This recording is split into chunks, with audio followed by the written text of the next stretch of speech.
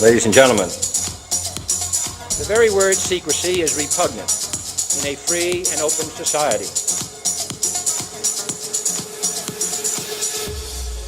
So bold and fine, I've known you for some time.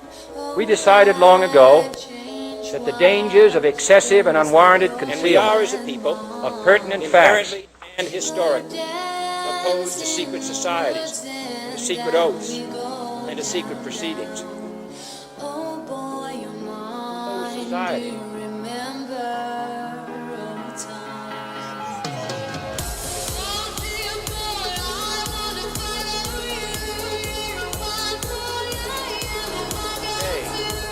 There is little value in ensuring the survival of our nation if our traditions do not survive with it. And there is very grave danger that an announced need for increased security will be seized upon by those anxious to expand its meaning to the very limit of efficiency and concealment.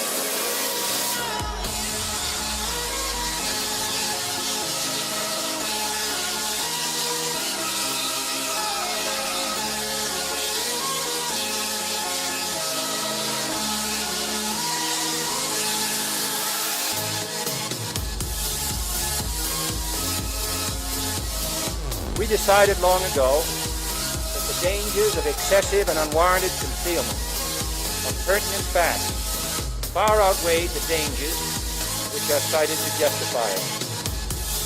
Instead of armies by day, it is a system which has conscripted vast human and material resources into the building of a tightly knit, highly efficient machine that combines military, diplomatic, intelligence, economic, scientific, and political operations.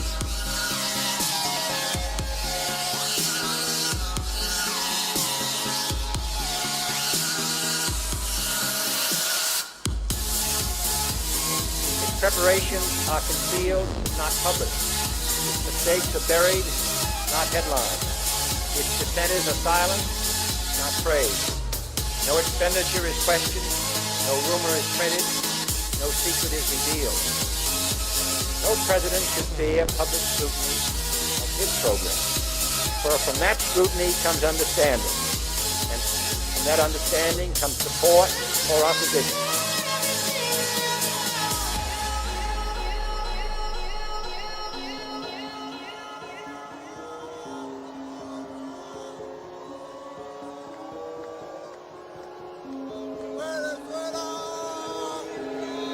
I'm not asking your newspapers to support an administration, but I am asking your help in this task of informing and alerting the American people, where I have complete confidence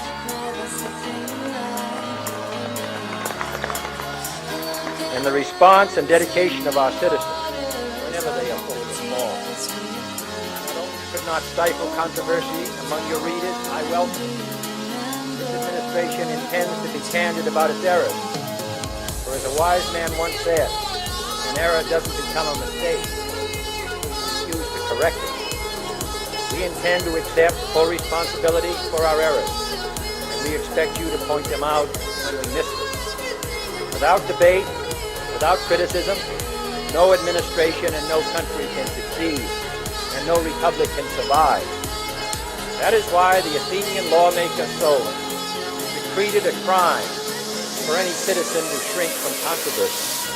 And that is why our press was protected by the First Amendment, the only business in America specifically protected by the Constitution, not primarily to amuse and entertain, not to emphasize the trivial and the sentimental, not to simply give the public what it wants, but to inform, to arouse, to reflect, to state our dangers and our opportunities, to indicate our crises and our choices, to lead, mold, educate, and sometimes even anger public opinion.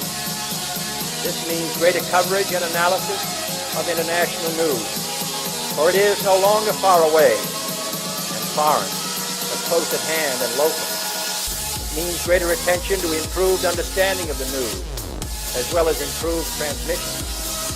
It means, finally, that government at all levels must meet its obligation to provide you with the fullest possible information outside the narrowest limits of national security.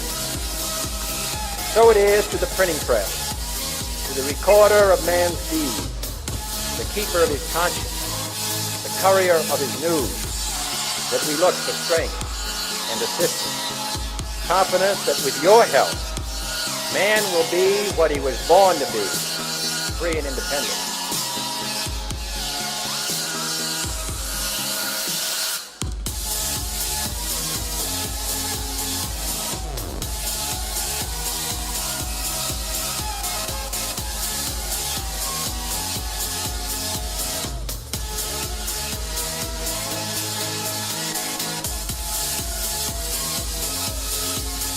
Transmission. And so it is to the printing press, to the recorder of man's deeds, the keeper of his conscience, the courier of his news, that we look for strength and assistance, confident that with your help, man will be what he was born to be, free and